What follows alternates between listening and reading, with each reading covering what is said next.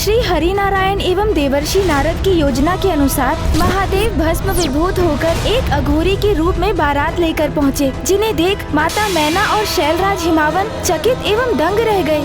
किंतु इन सब के पीछे यदि एकमात्र आशय था तो वो बस इतना कि महादेव को अघोरी रूप में देख माता मैना और हिमावन शंका से भर जाएं और यही शंका उनके मोक्ष प्राप्ति का बाधा बने, जिससे कि संसार के समस्त ऋषि मुनियों को उनकी तप स्थली हिमालय से वंचित न होना पड़े। आज यहाँ कोई विवाह संपन्न नहीं होगा। तुम्हें उस अघोरी को त्यागना ही होगा पुत्री। माँ, महादेव निर्गुण है तो सगुण है, महादेव कुरूप है तो स्वरूप भी, किंतु महादेव के समस्त रूपों का वर्णन तो कोई भी नहीं कर सकता, क्योंकि उनके स्वरूपों का पूर्ण ज्ञान किसी को भी नहीं। जब श्री हरि नारायण, ब्रह्मदेव और स्वयं मैं उनके अनंत रूपों की था नहीं ज्ञात कर सकते, तो और कोई अन्य कैसे उनका रूप ज्ञात कर सकता है? सत्य है, शिव तो अपने अनंत रूपों में सर्वत्र व्याप्त हैं और शक्ति उनकी पूरक है, यही सत्य है। समस्त संसार में जो कुछ भी घटित हो रहा है वो महादेव की ही लीला है।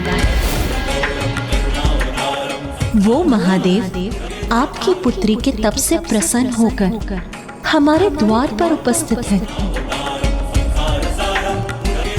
इससे बड़े सुख की बात भला और क्या हो सकती है माँ? मेरी नियति महादेव ही है, इसीलिए उन्हें मेरा पानी ग्रहण करने दीजिए माँ।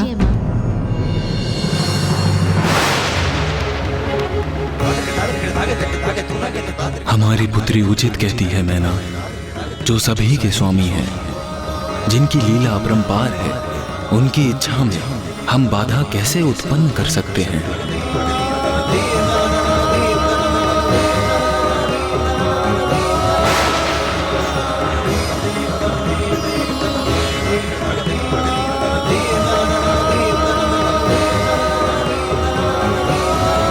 नाथ, आपके दिगंबर रूप के दर्शन करके माँ अत्यंत सशंकित है। कृपा कर अपने मनोहर रूप के दर्शन देकर उनकी ये चिंता दूर कीजिए।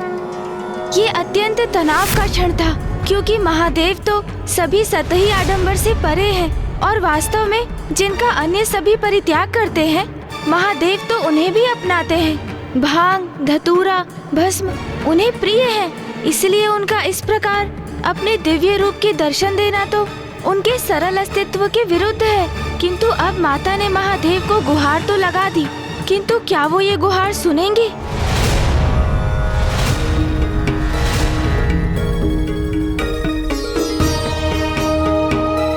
माँ, अब संकोच मत करिए और चलिए मेरे साथ।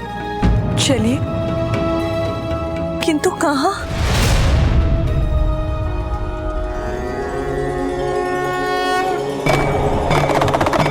अब देखिए माँ,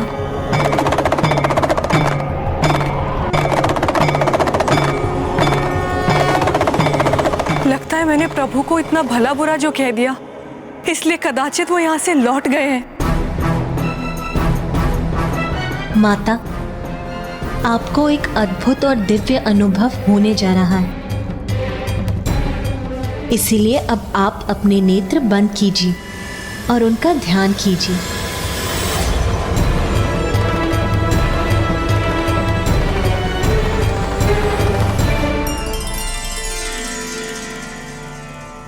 हे महादेव प्रभु, मुझे अपने दर्शन देने की कृपा करें।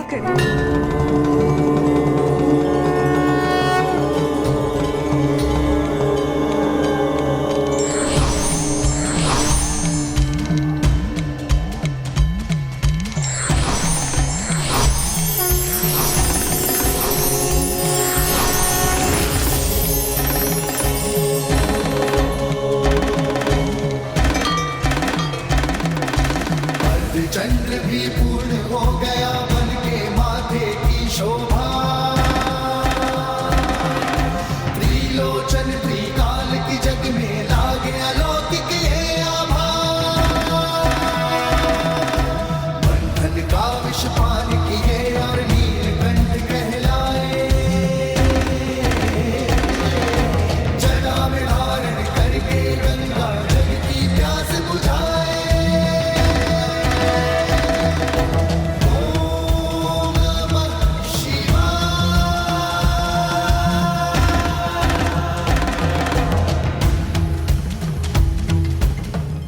कितना दिव्य और अलौकिक है महादेव का ये मनोरम स्वरूप।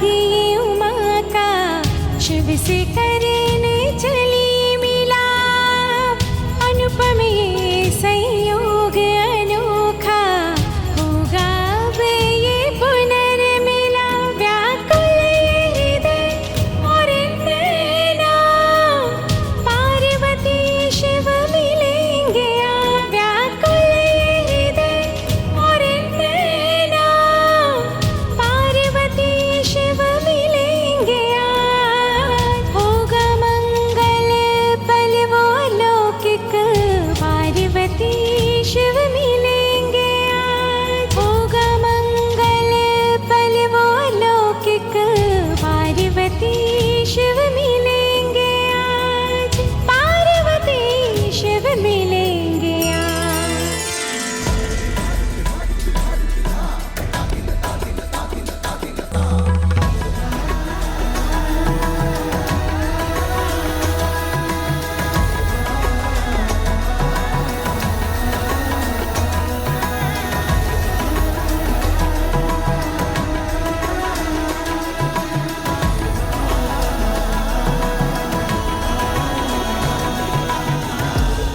अंततः महादेव और माता पार्वती के विवाह का योग बन ही गया।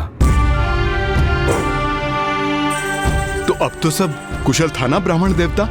हाँ महाराज, माता मैना और महाराज हिमावन महादेव के मनोरम रूप के दर्शन कर शांत हो गए, किंतु महादेव के प्रति उनके हृदय में एक संदेह, एक संशय उत्पन्न हो चुका था।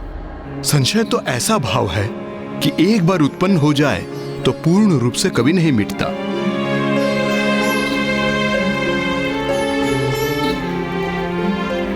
कन्यादान के लिए हाथ आगे बढ़ाइए।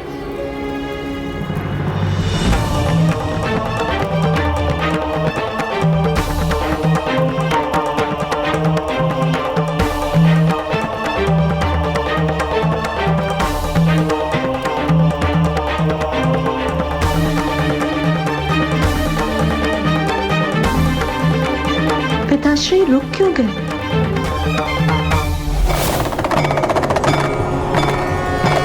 मुझे ज्ञात है महादेव ही पुत्री पार्वती की नियति है, किंतु मेरी पुत्री को उनके कौन से रूप के सानिध्य में रहना होगा? उस रूप में जिसमें उनका आगमन हुआ था, अन्यथा उस रूप में जो उन्होंने अभी धारण किया है।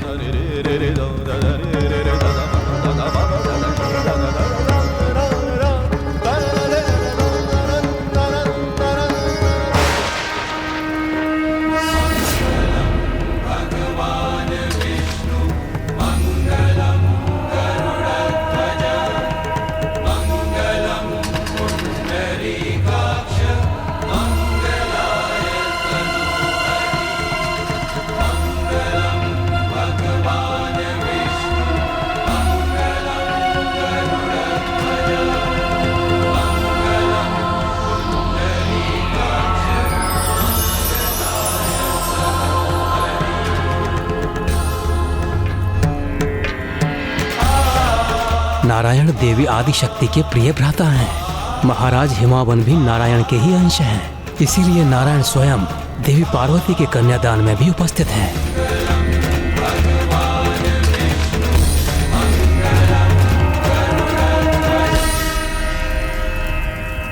सुख दुःखानि सर्वाणि त्वया सह विभज्यते यत्तत्त्वं स्वहं तत्र प्रथमतः ब्रवीमि कुटुम्बरक्षकार्यास्तामि अबालपुत्रहदिदम् अस्मि नास्ति च सन्तुष्टा द्वितीयसा द्विहितम् रुद्रो भक्तिरता नित्यं सदैव प्रियभाषिणी भविष्यामि पदेच्चैव तृतीयसा ब्रवीमि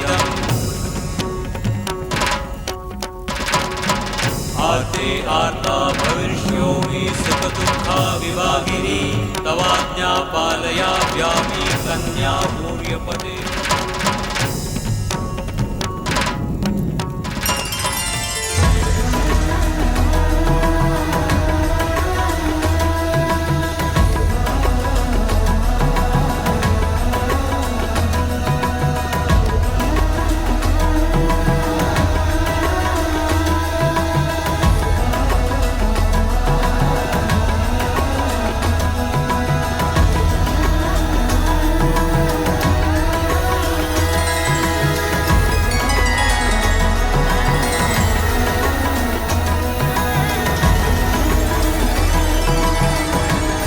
अंततः वो शुभ घड़ी आ ही गई जिसकी प्रतीक्षा सभी को थी और वो शुभ मंगल बेला साक्षी बना महादेव एवं माता पार्वती के उस अखंड विवाह का।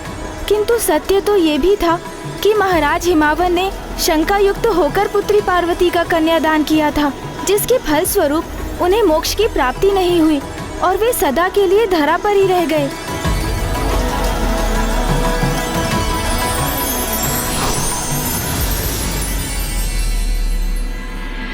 अपना मनोहर रूप धारण करने हेतु आपको अनेकों धन्यवाद।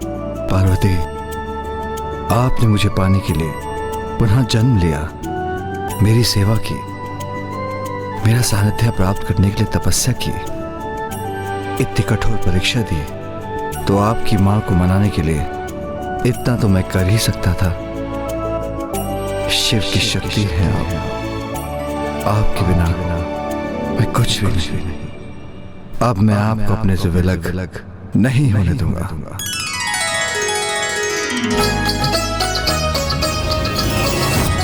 ब्राह्मण देवता, आपके माध्यम से माता पार्वती और महादेव की शुभ विवाह की कथा सुन हम कृतार्थ हुए।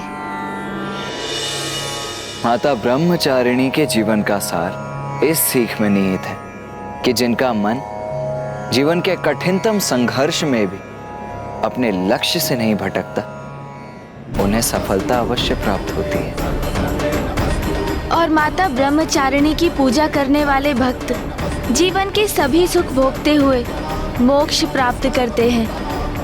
माता ब्रह्मचारिणी का जीवन इसका भी द्योतक है कि वो कन्या जो अपने मन को पवित्र रख अपने जीवन में पूजा, व्रत एवं तपस्या को अंगीकार करती है, उसे एक ऐसे गुणी पति की प्राप्ति होती है जो उसके लिए सर्वथा योग्य होता है, जैसे माता पार्वती को महादेव प्राप्त हुए। किंतु इसमें तो सौभाग्य दोनों का ही था।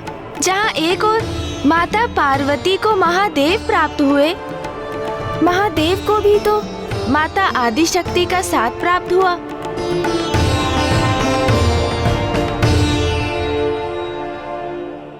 महाराज, माता, अब आप भी अपने नेत्रों को बंद कीजिए और अपने द्वितीय चक्र स्वाधिष्ठान चक्र पर अपना ध्यान केंद्रित रख माता ब्रह्मचारिणी की प्रार्थना कीजिए।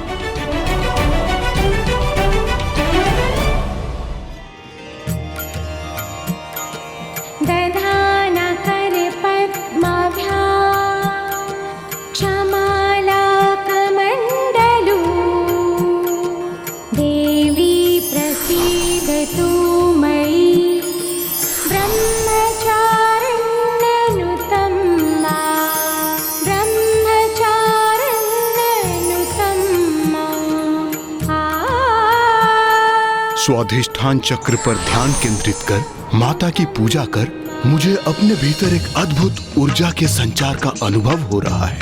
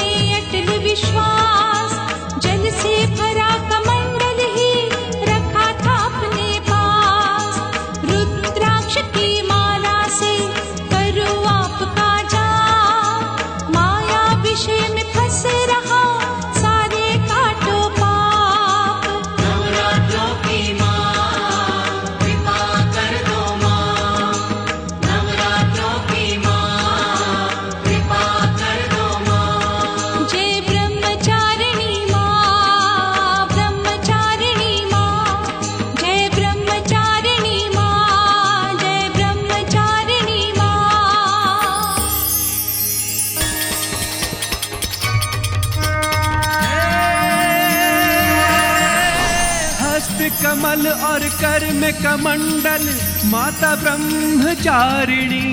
शिव को प्रसन्न किया अम्बे ने, धर के रूप तपस्विनी है माँ, धर के रूप। अब हम माता के तृतीय स्वरूप की कथा कल सुनेंगे। तृतीय दिवस? क्या हुआ माता सरला? कल तृतीय दिवस है ब्राह्मण देवता। आपने मेरे स्वामी को लेकर 10 दिवस उपरांत उनके भाग्य की भविष्यवाणी की थी। तो आपके मन में संशय उत्पन्न हो ही गया देवी सरला। मैंने आपसे कहा था ना, मुझे कुछ नहीं होगा। माता सरला, आप विचलित मत होइए। बस आप माता आदि शक्ति के सभी स्वरूपों की कथा पर अपना ध्यान केंद्रित रख। इन नवरात्रि के दिवसों में एकाग्रचित हो, बस उन्हीं की पूजा कीजिए। ब्राह्मण देवता, मैं माता के तृतीय स्वरूप की कथा सुनने के लिए अति उत्सुक हूँ। और हम आपको ये कथा सुनाने के लिए तत्पर हैं, क्योंकि आपको तो ज्ञात भी नहीं, किंतु पिताजी को काशी से दूर करने के आपके निर्णय के परिणाम का आपको आभास हो, इस पर बहुतों की आस टिकी है महाराज देवोदास। माता के प्रत्येक दिवस की कथा के उपरांत जैसे जैसे आपकी कुंडलिनी का एक एक चक्र जागृत होता जाएगा, पिताश्री को काशी से दूर रखने की अपनी भूल का आभास आपको स्वतः ही हो जाएगा। और साथ ही आपको ये भी समझ आएगा कि क्यों आपके जीवन में अब मात्र 9 दिवस ही शेष रह गए हैं।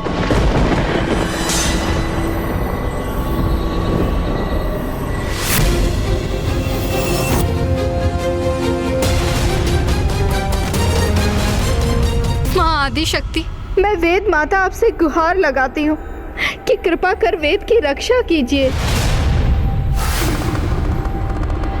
नारायण, ब्रह्मदेव, अब ऋषि जिज्ञासा के पास कुछ ही समय बाकी। यदि उनका देहांत हो गया तो हम सब पर ब्रह्म हत्या का पाप लग जाएगा। हमारी दुर्बलता और पीड़ा और भी बढ़ती जा रही है। आपको धैर्य रखना होगा इंद्रदेव। कदाचित कुंडलिनी के सभी चक्र जागृत होने के उपरांत महाराज देवोदास महादेव को काशी बुलाने के लिए सहमत हो जाएं।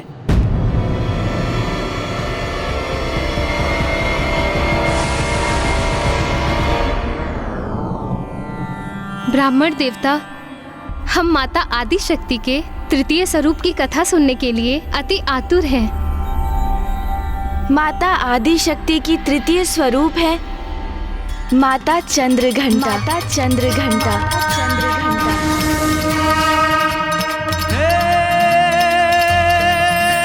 शीश चंद्र और रूप अलौकिक है माँ चंद्रघंटा। घंटे की नाद से पाप विनाशे, हरती सारी विपदा है माँ, हरती सारी विपदा है माँ। ब्राह्मण देवता, हम माता आदि शक्ति के तृतीय स्वरूप की कथा सुनने के लिए अति आतुर हैं। माता आदि शक्ति की तृतीय स्वरूप है माता चंद्रघंटा। माता चंद्रघंटा। माता चंद्रघंटा।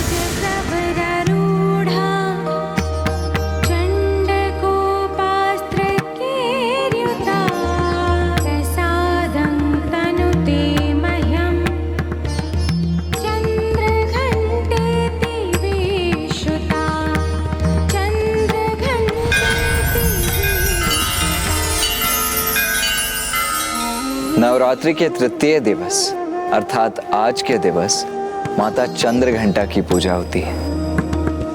और आज के दिवस साधक का मन मणिपूरक चक्र अर्थात तृतीय चक्र में स्थित होता है। चंद्रघंटा, कितना अनोखा नाम है माता के इस स्वरूप का। महाराज, माता चंद्रघंटा का ललाट अर्धचंद्र के टीके से सुशोभित है, इसलिए इन्हें चंद्रघंटा कहा जाता है। इनका अति सुंदर स्वर्णिम वर्ण है और इनके अनेक हाथ भांति भांति के अस्त्र शस्त्र से सुसज्जित हैं।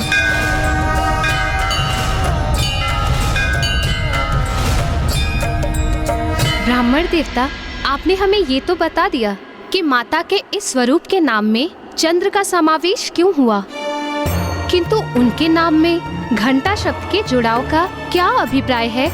इस प्रश्न का उत्तर देने हेतु मुझे आपको माता चंद्र घंटा स्वरूप के उजागर होने की कथा सुनानी होगी।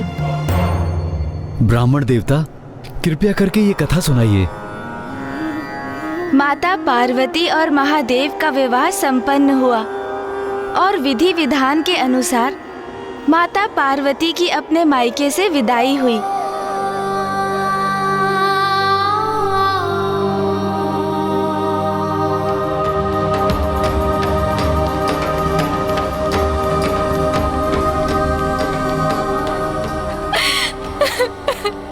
स्त्री के जीवन का सर्वाधिक महत्वपूर्ण एवं अत्यंत अद्भुत परिवर्तन होता है ये, जब एक कन्या विवाहिता रूप में प्रथम बार अपने मायके से ससुराल जाती है। तो इस प्रकार एक ओर माता पार्वती अपने नवीन निवास कैलाश की ओर प्रस्थान कर रही थी, तो वहीं दूसरी ओर तारकासुर अपनी मायावी नगरी शोणितपुर के रूप में अपने नवीन निवास का निर्माण पूर्ण कर चुका था।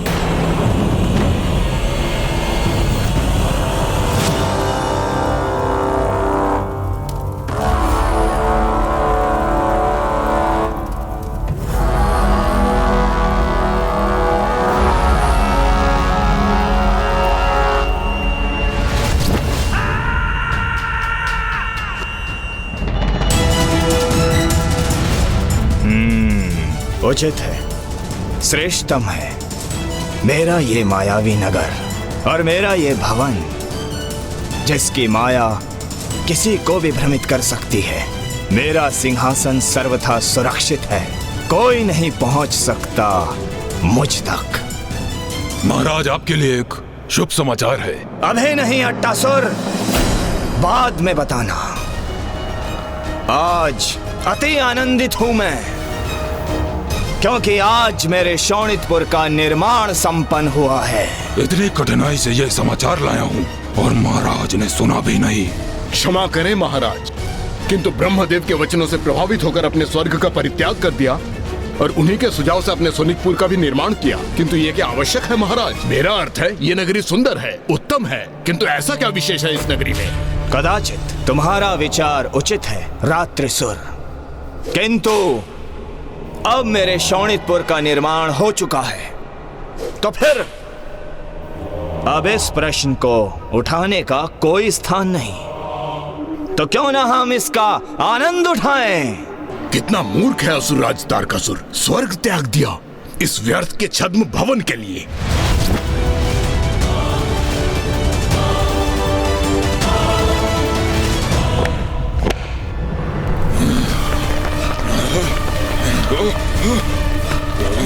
अरे ये क्या हुआ? ये कैसी ध्वनि है और ये भूकंप कैसा?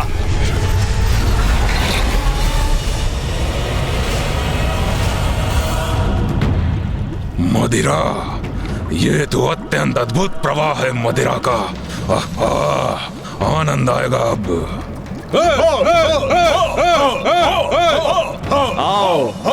आओ आनंद मनाए हम। रात्रिसुर, तुम मेरे निष्ठावान सेवक हो, मेरे अति विशेष मंत्री हो, तो जाओ और जाकर मदिरा पान का आनंद लो। धन्यवाद असुरराज।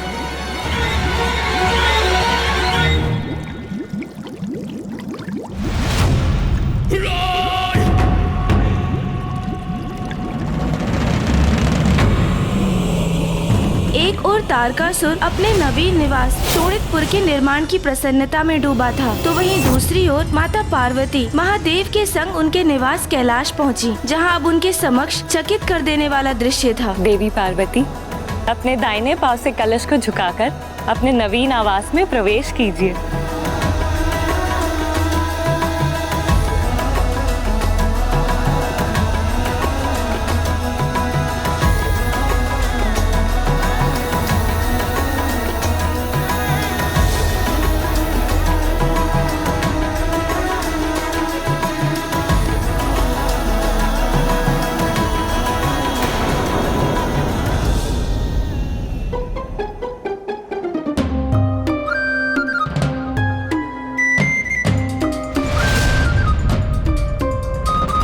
ये सब क्या?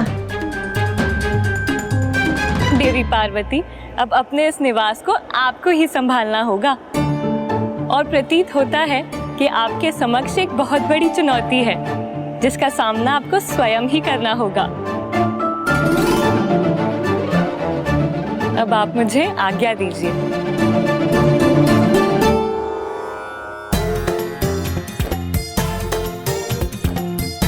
माते, माते। किंतु ये जल तो स्वच्छ नहीं है। नहीं माते, पानी तो ऐसा ही देता होना चाहिए माते, दे दिए। तोतला जी, आप समझे नहीं, माता को जल नहीं चाहिए। उती तो फिर। स्वामी, मुझे ज्ञात है पार्वती, तुम यात्रा से थक गए होंगे, इसलिए अब थोड़ी देर विश्राम कर लो।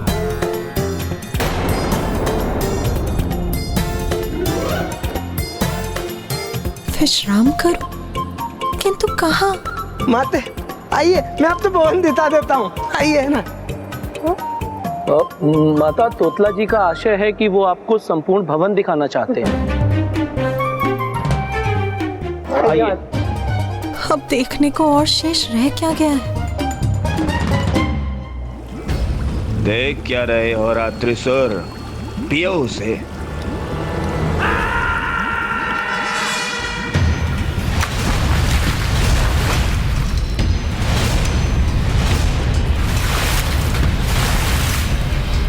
मदिरा पान तो मैं भी करूंगा।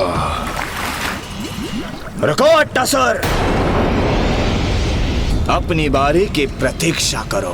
कार्य सभी मैं करूं और विशेष रहे ये रात्रिसुर मदिरा पान का आनंद ले।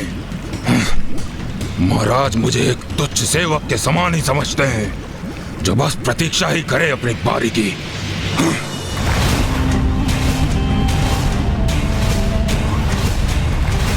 ये क्या, मदिरा में मेरी छवि?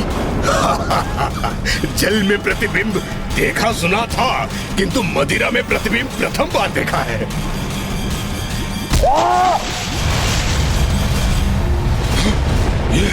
ये क्या हुआ? ये तो मदिरा में समाहित हो गया।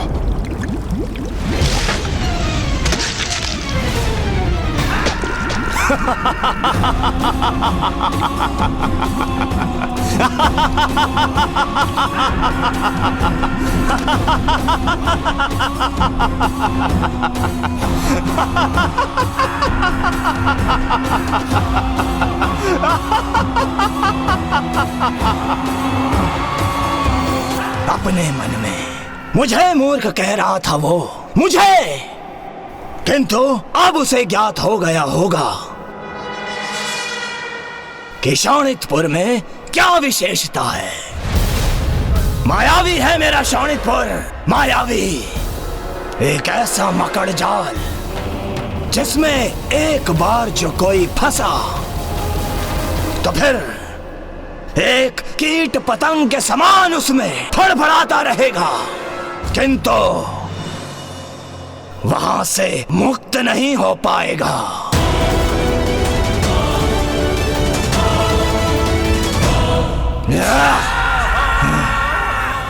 अट्टासुर, क्या समाचार देने वाले थे तुम मुझे? महाराज, यही ना कि महादेव और देवी पार्वती का विवाह संपन्न हो चुका है और वो कैलाश पर्वत की ओर प्रस्थान भी कर चुके हैं, किंतु मात्र कैलाश जाने से क्या होगा?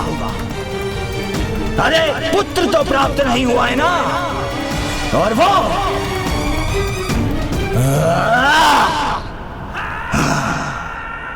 मैं कदापि संभव नहीं होने दूंगा।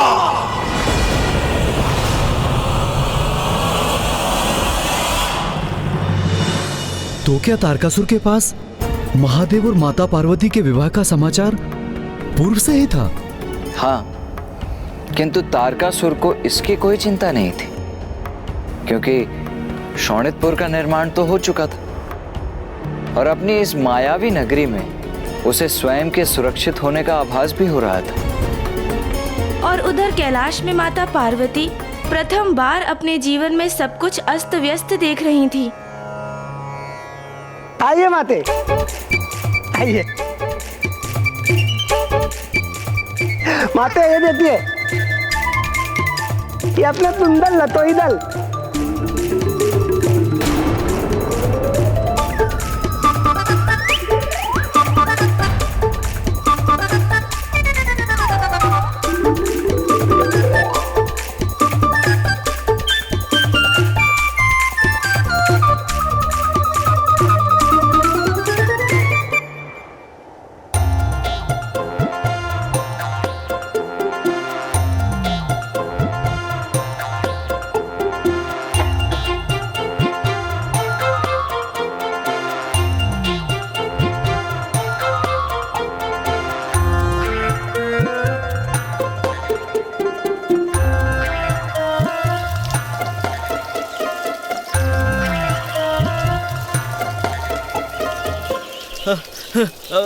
माता, आपके लिए मैं फल लाऊं? देता लदा माते।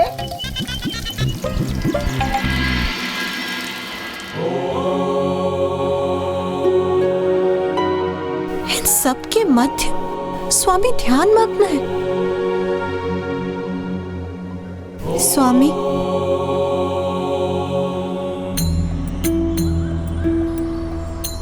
क्या हुआ उमा? स्वामी, हमारे भवन की अवस्था। क्या हुआ हमारे भवन को? मेरा अर्थ है, ये सभी ऐसा क्यों है यहाँ? यहाँ कुछ भी सुव्यवस्थित नहीं, सभी कुछ अस्त व्यस्त है।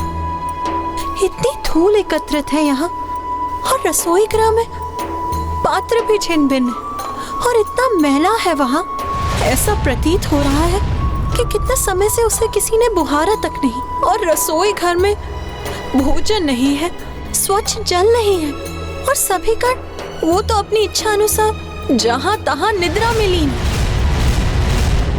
तो ये है आपकी चिंता का कारण? हाँ स्वामी। प्रिय, बाहर से मलिन प्रतीत होने वाला भीतर अपार सुंदरता को जन्म दे सकता है।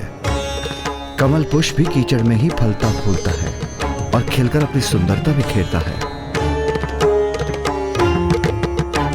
मैं तो व्यवस्था अव्यवस्था की विचार आभास दोनों से ऊपर हूँ, किंतु यदि आपकी चिंता यह है कि आप विश्राम कहाँ करेंगी? विश्राम, निद्रा, उसका तो विचार भी नहीं है मेरे मन में। आपने मेरी चिंता ध्यान से नहीं सुनी स्वामी। पार्वती, मैं तो यहाँ इस वृक्ष के नीचे ही वास करता हूँ, किंतु मैं आपकी चिंता अवश्य समझ सकता हूँ, और उसका निवारण करने हेतु मैं अभी नंदी को आदेश देता हूँ कि वो आपके लिए एक विशेष कक्ष का निर्माण करे। और अब आप भी इन व्यर्थ के विचारों को त्यागिए उमा, और मेरे साथ यहाँ बैठकर ध्यान करने का प्रयास करिए, क्योंकि ध्यान करने से सभी चिंताएं स्वतः मिट जाती हैं। नहीं स्वामी, आपका ध्यान अत्यंत महत्वपूर्ण है, किंतु जो मैं कह रही हूँ वो भी अत्यंत महत्वपूर्ण है, और नंदी जी जो कर सकते हैं वो मुझे ज्ञात हो चुका है, और मैं ये भी समझ चुकी हूँ अब जो कुछ भी करना है मुझे स्वयं ही करना है।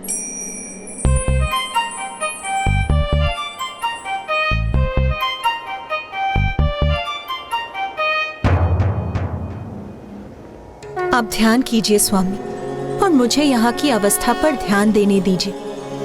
यहाँ अब सब कुछ मुझे ही उचित करना होगा।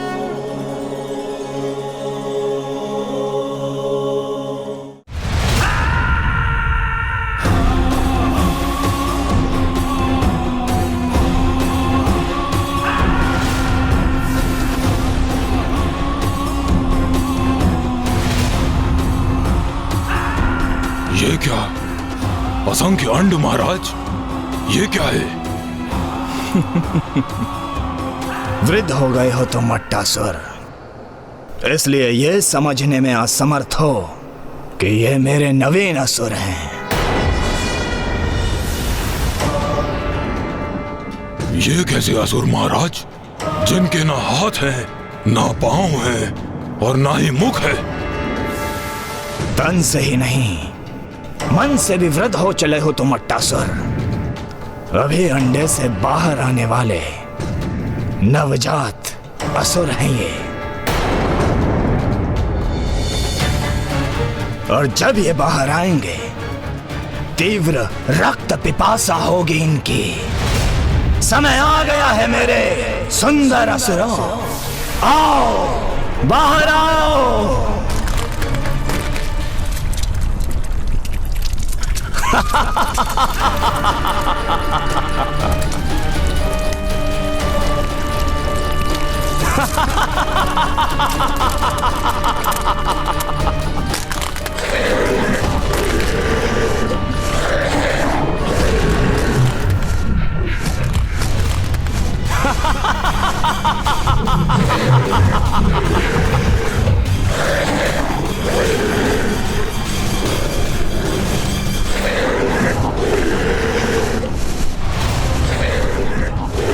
देखो, मेरे नवीन स्वामी भक्त असुर हैं ये। जाओ, पूर्ण करो अपने जीवन का उद्देश्य। आक्रमण करो कैलाश पर्वत पर। अंत करो देवी पार्वती का।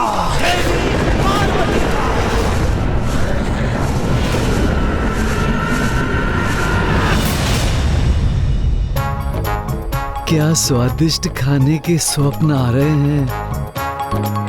अरे, स्वप्न में भी तुम्हारे स्वभाव की तुच्छता नहीं गई। स्वप्न भी देखा तो मात्र इसी का। अच्छा, तो निद्रा में भी इन्हें भोजन के ही स्वप्न आ रहे हैं। अरे वाह, इतना स्वादिष्ट भोजन।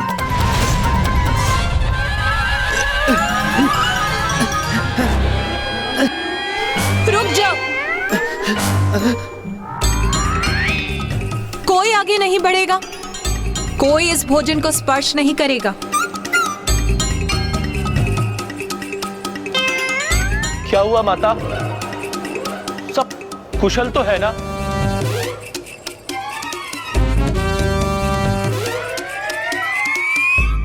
माता, ये मिष्ठान, ये पकवान आपने स्वयं तैयार किए? माता, सत्य कहूं तो आज के पूर्व इस रसोई गृह में ऐसा कभी भी कुछ नहीं पका। और ये तो अत्यंत सुंदर प्रतीत हो रहा है। माता, हमें बहुत भूख लगी है, ते हम ये भोजन ताले। हाँ हाँ, अवश्य करो। रुको, किंतु सर्वप्रथम स्नान करो। उसके बाद इस संपूर्ण स्थान को बुहारो। फिर हम सभी एक स्वच्छ स्थान पर शिवलिंग की स्थापना करेंगे। फिर प्रभु की पूजा के बाद सर्वप्रथम महादेव के भोजन प्राप्त करने के बाद मैं तुम सभी को भोग प्रदान करूंगी। जो आज्ञा माता।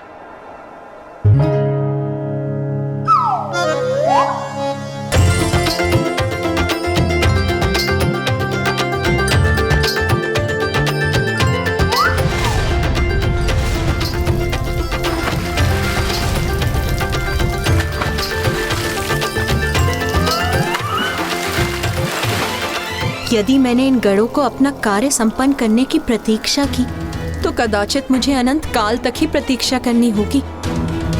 मैं पूजा की तैयारी आरंभ करती हूँ। माता, ये लीजिए पूजा की सामग्री। एक ओर माता कैलाश की अवस्था में सुधार ला रही थीं, तो दूसरी ओर तारकासुर के नवजात असुर माता को क्षति पहुंचाने हेतु कैलाश की ओर बढ़ रहे थे। यह अखंड ज्योत कैलाश को सदा प्रकाशित करती रहे।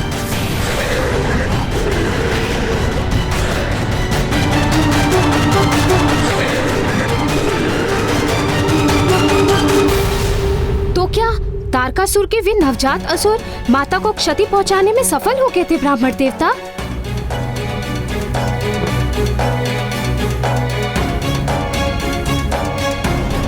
चंद्रघंटा का विवाह माता पार्वती के रूप में महादेव से होने के पश्चात वे अपने नवीन निवास कैलाश तो पहुंच गयीं। किंतु वहां चारों ओर सब कुछ अस्त व्यस्त देखने के पश्चात उन्होंने तत्काल गणों को सब कुछ पुनः सुव्यवस्थित करने के कार्य में लगा दिया और माता स्वयं शिवलिंग की पूजा स्थापना करने में जुट गयीं।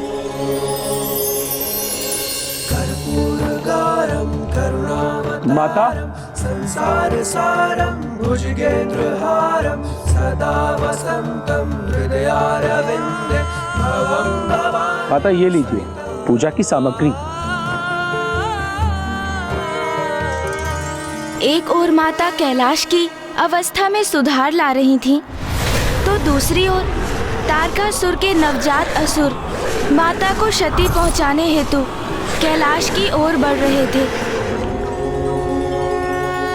ओम नमः शिवाय, ओम नमः शिवाय।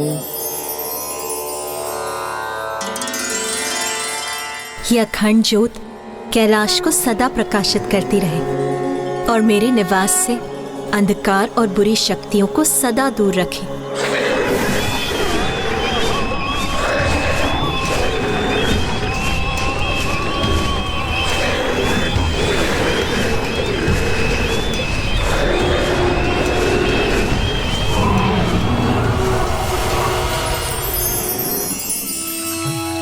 ओम नमः शिवाय, ओम नमः शिवाय, ओम नमः शिवाय, ओम नमः शिवाय, महेश्वराय, नागेंद्रहाराय,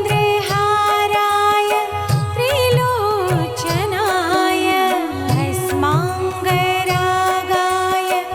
महेश्वराय, नित्याय शुद्धाय, दिगंबराय, तस्मै नाकाराय नमः शिवाय। नित्याय शुद्धाय, दिगंबराय, तस्मै नाकाराय नमः शिवाय।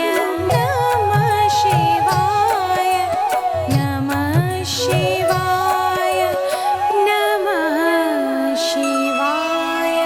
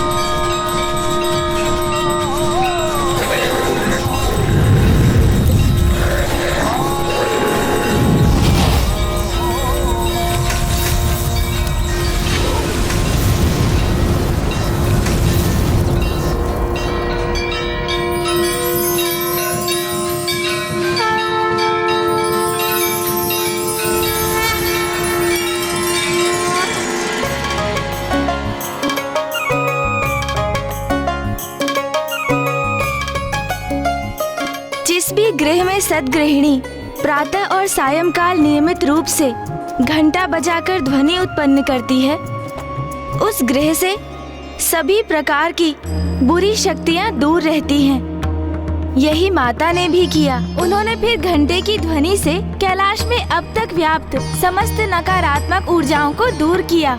और इसलिए माता के तृतीय स्वरूप का नाम है माता चंद्र घंटा। माता चंद्र घंटा नारी की उपस्थिति की महत्व की प्रतीक है, जिससे भवन मात्र भवन न रहकर गृह बनता है। और माता के कैलाश आने के पूर्व महादेव एक तपस्वी का जीवन व्यतीत कर रहे थे। माता ने ही उन्हें वन गृहस्थ आश्रम की ओर अग्रसर किया, जिसके अनुरूप उनके निवास और उनके जीवन को व्यवस्थित किया और कैलाश को अखंड ज्योति से प्रकाशित किया।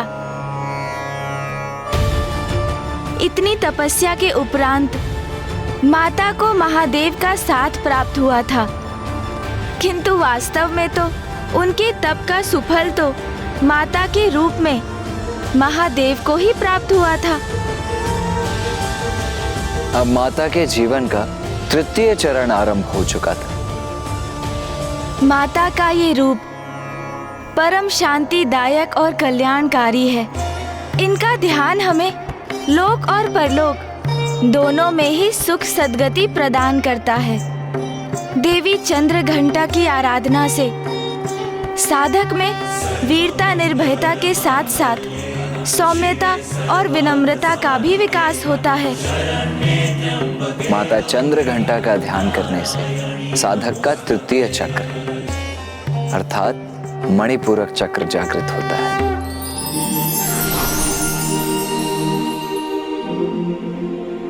तृतीय चक्र अर्थात मणिपूरक चक्र हमारे विवेक को जागृत कर उसके चरम पर ले जाता है हमें। और जब हमारी कुंडलिनी के इस चक्र में ऊर्जा का प्रवाह होता है, तो हम अपने पूर्व के निर्णय के उचित और अनुचित पर पुनः विचार करने पर विवश हो जाते हैं। महाराज, माता, अब आप भी माता का ध्यान कीजिए। अवश्य। पिंड जज प्रवरारूढ़ा चंडकोपास्त्र केर्युता प्रसादं तनुते मह्यं चंद्रघंटेति विश्रुता। महादेव, काशी में एक ही राजा हो सकता है। यदि मुझे यहाँ राज्य करना है तो आपको यहाँ से प्रस्थान करना होगा।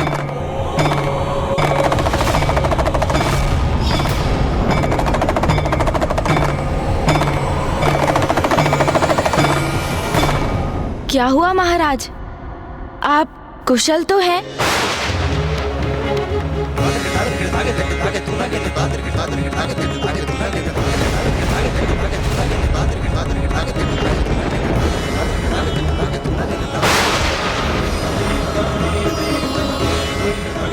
ऐसा क्यों आभास हो रहा है मुझे कि जैसे मुझसे कोई बहुत बड़ी भूल हो गई हो।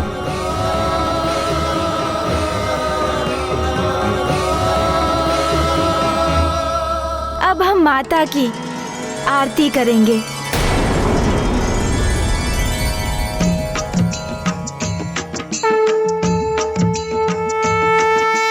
नवरात्रि के तीसरे दिन चंद्र घंटा का था, मस्तक पर है अर्घ चंद्र मंद मंद मुस्कान।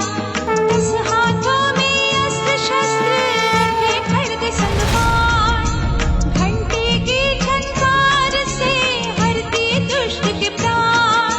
सिंह वाहिनी दुर्गा का चमके स्वर्ण शरीर, करती विपदा शांति हरो भक्त की पीर।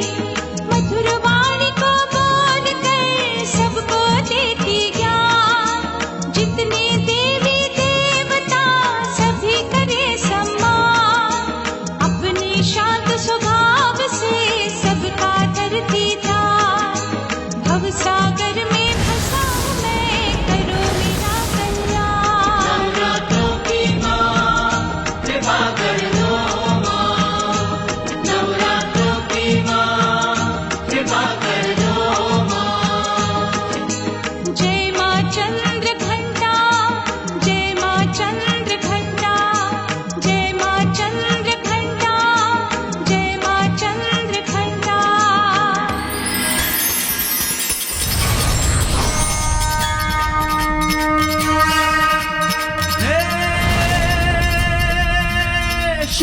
चंद्र और रूप अलौकिक हे माँ चंद्र घंटा। घंटे की नाद से पाप विनाशे हरती सारी विपदा है माँ, हरती सारी विपदा है माँ, हरती सारी विपदा। कल प्रातः हम माता के चतुर्थ स्वरूप की कथा सुनेंगे। चतुर्थ स्वरूप अर्थात चतुर्थ दिवस। हर दिवस के साथ मुझे ज्ञान के साथ ग्लानि का आभास क्यों हो रहा है?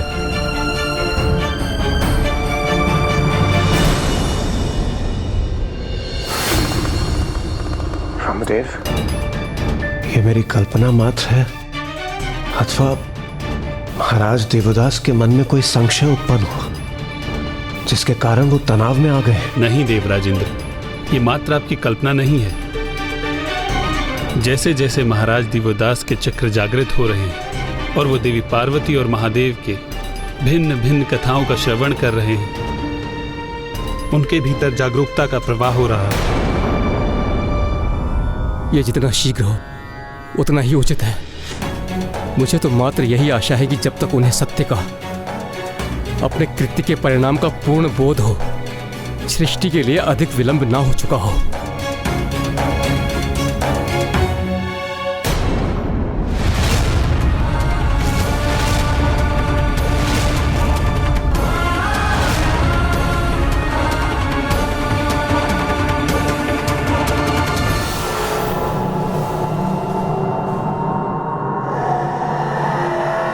काशी में मात्र एक ही राजा रह सकता है, फिर वो काशी राजा आप हैं अथवा मैं। इसका निर्णय मैं आप पर छोड़ता हूँ प्रभु। और यदि राजा बनने का कर्तव्य मुझे पालन करना है तो आपको काशी छोड़कर जाना होगा महादेव, तो आपको काशी छोड़कर जाना होगा महादेव। नाथ,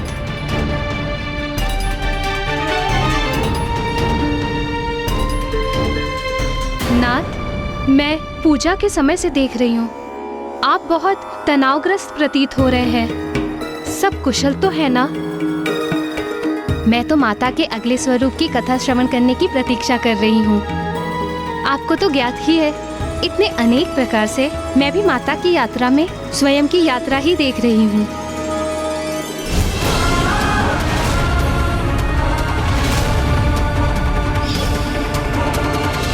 आज जीवन में मुझे पहली बार आभास हो रहा है कि जैसे मुझसे कोई भूल हुई है। भूल? आपसे? कौन सी भूल महाराज? ये तो मुझे भी ज्ञात नहीं। नहीं नाथ, आपसे कोई भूल हो ये कैसे संभव है? आप काशी के महाराज हैं। न्यायप्रियता और धर्मप्रायणता के उत्कर्ष उदाहरण हैं आप।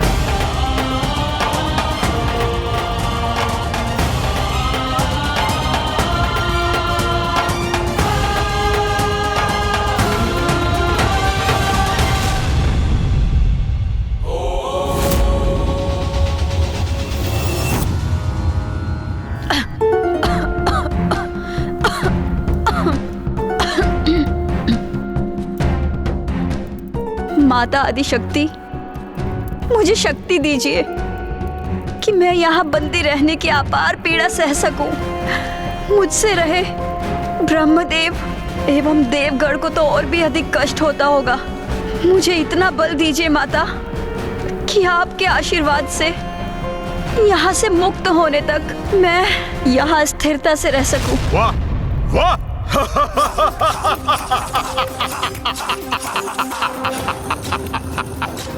वेद माता, बड़ी निस्वार्थ प्रार्थना की है तुमने। वेद की देवी, सुनो मेरा सुझाव।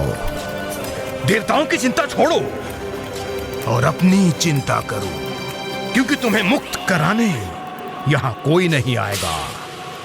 ना वो देवता और ना ही तुम्हारी आदि शक्ति माता।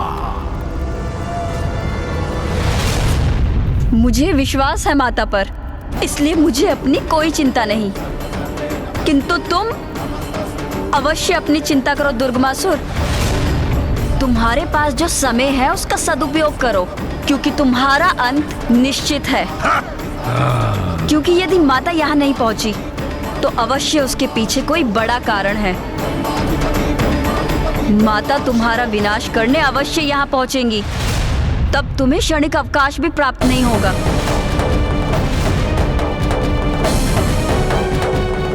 आदि शक्ति नमो नमः, रक्षा कीजिए माता। बड़ा दम है ना इन्हें अपनी माता की शक्ति का। तो मैं भी देखता हूँ वो कब यहाँ पहुँचती है और क्या करती है। प्रथम पूज्य गणेश जी और देव सेनापति कुमार कार्तिकेय नवरात्रि की चतुर्थी की पूजा आरंभ करने ही वाले हैं। हमें भी तैयारियां प्रारंभ करनी चाहिए। ब्रह्मदेव, नारायण, वेद माता के बिना हम देवता निरंतर अशक्त और लाचार होते जा रहे हैं। और गणेश जी और कुमार कार्तिकेय माता की कथा सुना रहे हैं। प्रभु, अभी तो नवरात्रि का चतुर्थ दिवस ही है, किंतु हमें अब अपनी समस्या के निदान हेतु और प्रतीक्षा करना कठिन हो रहा है। देवगण, आपका कष्ट भली भांति ज्ञात है हमें, किंतु आप तनिक वेद माता की वेदना की कल्पना कीजिए, जो दुर्गमासुर की बंदी है। देवी आदिशक्ति की पीड़ा का विचार कीजिए, जो काशी में अकेले रहकर महादेव से विलग होने की पीड़ा सह रही है। और स्वयं महादेव को देखिए, जो इतने व्यग्र हैं, जो उनके वश में है, वो सभी कर रहे हैं गणेश और कुमार कार्तिकेय। उनकी शक्ति माता की भक्ति है। आप भी माता में अपना विश्वास स्थिर रखिए और पूर्ण भक्ति भाव से नवरात्रि पूजन संपन्न कीजिए और विश्वास रखिए, भक्त की भक्ति कभी असफल नहीं होती। मुझे क्षमा कर दीजिए ब्रह्मदेव। नारायण, मैं हताश और निराश हो रहा था, इसलिए क्षण भर के लिए अपना धैर्य खो बैठा।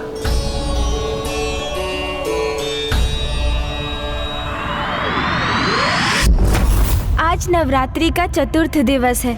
माता कुष्मांडा माता की चतुर्थ स्वरूप हैं, जिनकी पूजा हम आज करेंगे। ब्रह्मांड का जन्म माता कुष्मांडा की मंद मुस्कान से ही हुआ था। माता की मंद मुस्कान से? हाँ माता, ये उस समय की बात है जब चहुं दिशाओं में मात्र अंधकार ही व्याप्त था। सृष्टि का कहीं कोई चिन्ह मात्र भी नहीं था।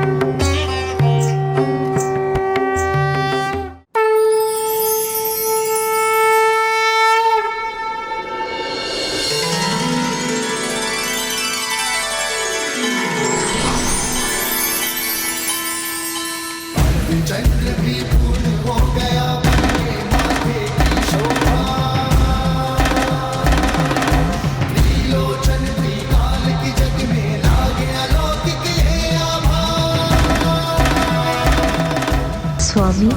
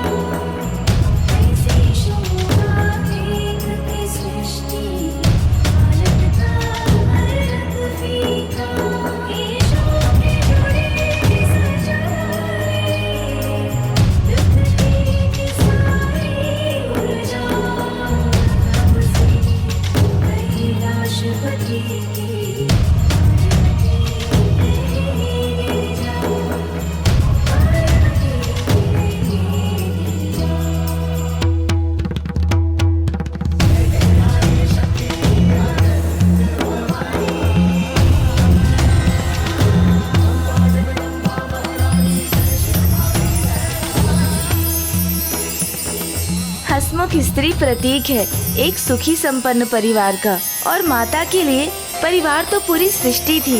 इसलिए महादेव के साथ उनकी हंसी और मुस्कान ने अंधकार को दूर कर एक नवीन सृष्टि को जन्म दिया।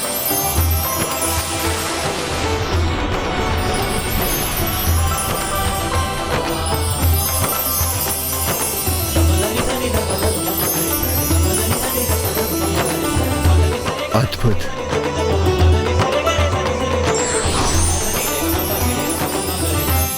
माता ने अपनी मंद मुस्कान से संपूर्ण सृष्टि को प्रकट कर दिया था। पृथ्वी, ग्रह, सूर्य, तारे, आकाश गंगा। किंतु सृष्टि को जीवन हेतु सूर्य देव के प्रकाश की आवश्यकता थी, तो माता ने स्वयं को सूर्य के मध्य स्थित किया और उनकी जीवनदायिनी ऊर्जा और प्रकाश की स्रोत बनी।